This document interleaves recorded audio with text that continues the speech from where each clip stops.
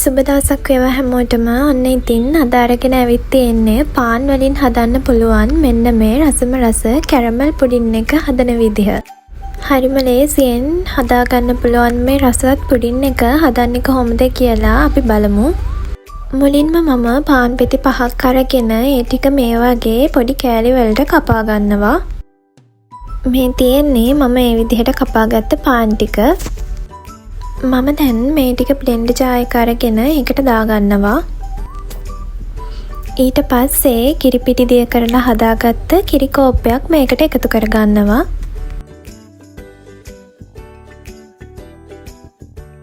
ඊළඟට මම මෙතන ලොකු පිටර 3ක් අරගෙන තියෙනවා. දැන් මේ ටික වෙන වෙනම කඩාගෙන භාජනයකට එකතු කරගන්නවා. දැන් මේ බිත්තර ටිකට මම ලුණු තේ හැන්දි 4න් එකක් වගේ එකතු කරගන්නවා. ඒකටම වැනිලා වලින් තේ හැන්දි භාගයක් එකතු කරගත්තා. දැන් මම මේ ටික ටිකක් කවලම් කරගෙන මේකටම සීනි මේස හැන්දි 5ක් එකතු කරගන්නවා. ඔයාලට සීනි ඔයාලා කැමති ගානකට අඩු වැඩි කරගන්න පුළුවන්. හරි, දැන් මම සීනි ටික එකතු කරගෙන ඉවරයි. දැන් මේ ටිකත් මම අපේ බ්ලෙන්ඩර් ජාර් එකට දාගෙන පාන් ටිකත් එක්ක හොඳට බ්ලෙන්ඩ් කරගන්න හදන්නේ.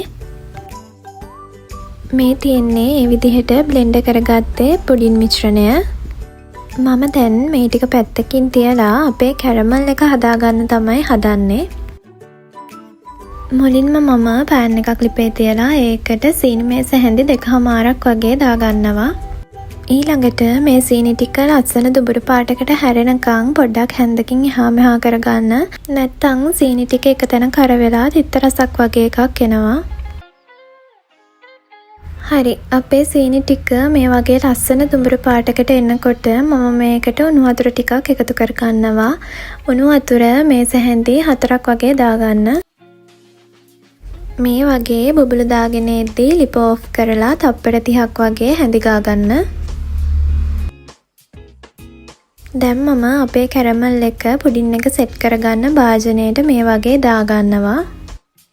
ඊළඟට කැරමල් එක භාජනය වටේටම හිටින විදිහට මේ වගේ කරකව ගන්න.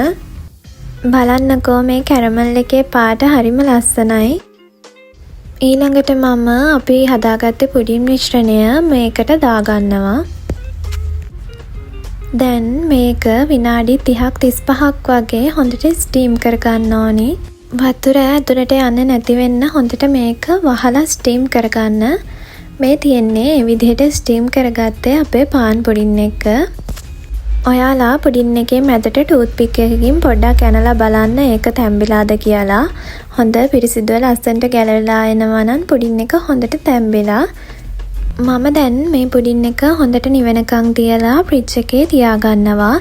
මේ තියෙන්නේ මම කලින් දවසේ රෑ හදාගත්ත පාන් පුඩින් එක. මේක මම පහුවෙනිදා උදේ තමයි මේ අනිත් පැත්තට හරවගන්නේ. මේ තියෙන්නේ අපි හදපු රසම රස පාන් පුඩින් එක. ඉතින් මේක ඔයාලටත් අනිවාර්යෙන් හදන්න පුළුවන්. වරදින්න කිසිම හේතුවක් නැහැ. මේක හදන්න හරිම ලේසි. එහෙනම් ඔයාලත් අනිවාර්යෙන් හදලා බලන්න. මතක් කරන්න ඕනි ඔයාලා මගේ channel එකට අලුත් නම් මගේ channel එක subscribe කරන්න. ඒ වගේම පහලින් තියෙන bell icon එකත් click කරන්න.